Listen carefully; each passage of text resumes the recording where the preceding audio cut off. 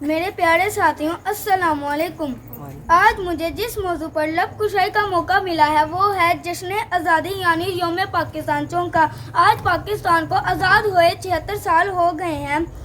جیسا کہ آپ سب جانتے ہیں کہ ہمارے آباء و اجداد غلامی کی زندگی بسر کر رہے تھے۔ اس وقت میں لوگ اپنی عبادتوں کو چھپ کر ادا کرتے تھے۔ پھر ایک ایسا ستارہ چمکا جس نے پوری فضا کو روشن کر دیا اور ان کی جدوجہد نے پاکستان کو ایک الگ ملک کی حقیقت سے آشنا کیا۔ وہ ہستی ہمارے عظیم رہنما بابا قوم قائد اعظم محمد علی جناح رحمۃ اللہ علیہ ہیں۔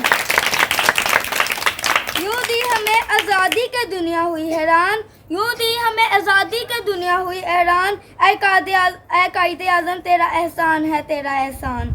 قائد اعظم نے 14 اگست 1947 کو لے کر رہیں گے پاکستان بن کر رہے گا پاکستان کے نعرے کو حقیقت کا جامہ پہنایا اور غلامی کی زندگی سے نجات دلائی۔ قائد اعظم کے ساتھ علامہ اقبال کا ذکر نہ کر کے بدذوقی کا مظاہرہ نہیں کروں گا۔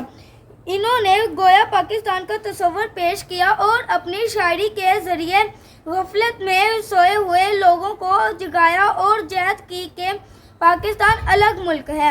غلامی میں کام آتی ہیں شمشیریں نہ تدبیریں، غلامی میں کام آتی ہیں شمشیریں نہ تدبیریں، جو حظوں کے یقین پیدا تو کٹ جاتی ہیں زنجیریں۔ آخر میں بس اتنا کہوں گا کہ یہ ملک ہمیں بڑی جدوجہد سے ملا ہے، لہٰذا ہمیں اس کی قدر کرنی چاہیے اور پاکستان کی ترقی کے لیے انتھک محنت کر کے اس کو ترقی پذیر سے ترقی یافتہ ملک میں بدلنا چاہیے۔ اس وعدے پر میں اختتام کروں گا کہ ہم سب مل کر پاکستان کی ترقی کے لیے جدوجہد رکھیں گے انشاءاللہ۔ پاکستان زندہ باد، پاکستان پائندہ باد۔ شکریہ۔